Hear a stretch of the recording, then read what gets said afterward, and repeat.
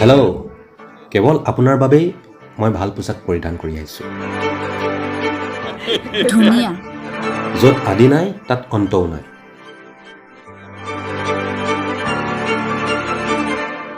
মই শ্বেফ হালা এয়াছ। আজি আমি মছলাৰ বজাৰত থাকোঁতে কিবা এটা অতি ৰোমাঞ্চকৰ ঘটনা ঘটিল। মই সদগুৰুৰ সৈতে খোজ কাঢ়িবলৈ যাম।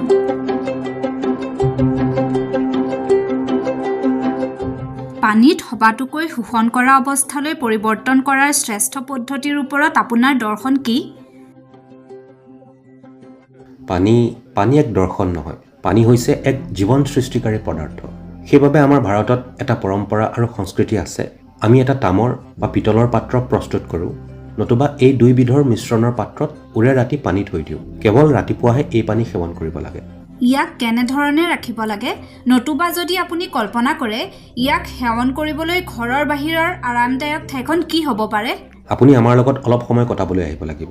আমি আপোনাক মছলা, জুতি আৰু সোৱাদ উভয়ৰ বাবে কেনেদৰে কেইবাটাও স্তৰত ব্যৱহাৰ কৰিব লাগে সেয়া শিকাম। এই অভিজ্ঞতা লাভ কৰিবলৈ আপোনাৰ মনোযোগৰ প্ৰয়োজন। অন্য স্তৰবোৰ হয়, ই আপোনাক উত্তেজিত কৰিব আৰু ই আপোনাক সমৰ্পিত হ'বলৈ বাধ্য কৰিব। আৰু এয়া বৰ ভাল কথা। সমৰ্পণ আহাৰৰ বাবে নহয়, সমৰ্পণ জীৱনৰ উৎসৰ বাবে।